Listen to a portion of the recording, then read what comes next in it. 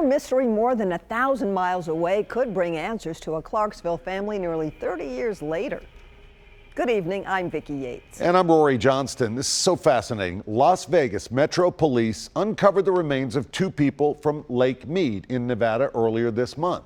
As speculation grows about how these remains got there, our Levi Ismail spoke with a woman who's hopeful that these remains could be the clue she needs to help find her father's killer. Levi, the changing climate is playing a part in this. Explain.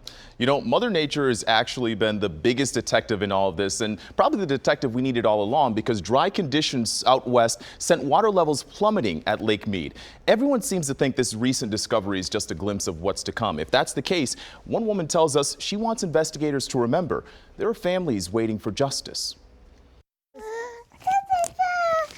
Almost the moment we met in their Clarksville home, we noticed something about Christine Huffman and her children. Not only do they bear a pretty strong resemblance to each other, but even more so. That's the comparison. That's my dad. They have very similar faces. To a man they've never met. Almost haunting. It's like looking in a time capsule and wondering what he could have been had he had time to grow and change. August 16, 1994, Las Vegas, Nevada, 11 days before Christine was born. Her namesake, Christopher Huffman, called his family to say he was in trouble and had to leave. It was the last time they heard his voice. The way he was found just didn't seem like it was possible.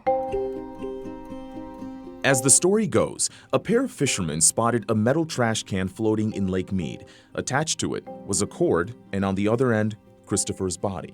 That was one of the first and only things I knew about him for a very long time. Las Vegas police reported Christopher had numerous gunshot wounds. Newspapers were fascinated with his rap sheet and jobs working casinos because a connection to organized crime didn't seem far off. Not even a single word of his children.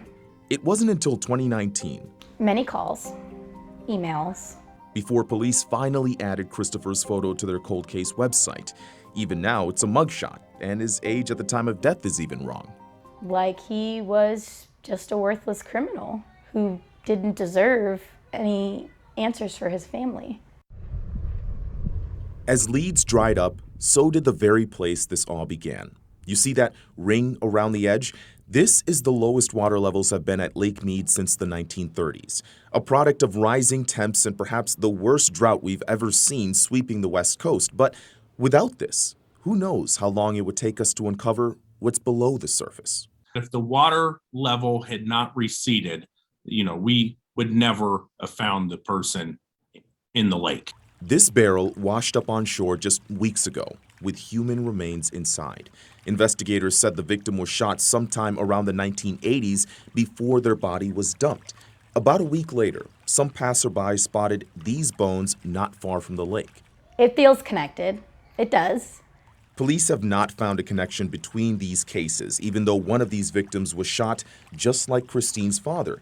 And they were all dumped in a place criminals made problems disappear. And it's sad to know that even though they were aware it was a dumping grounds for the mob, that nobody cared to look.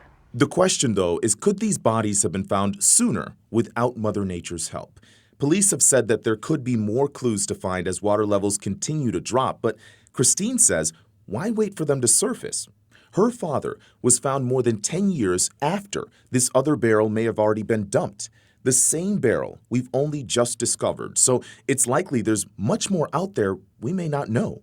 If this is truly the criminal dumping ground it's been rumored to be for years, Christine hopes police focus on the victims and not what they've done to get here.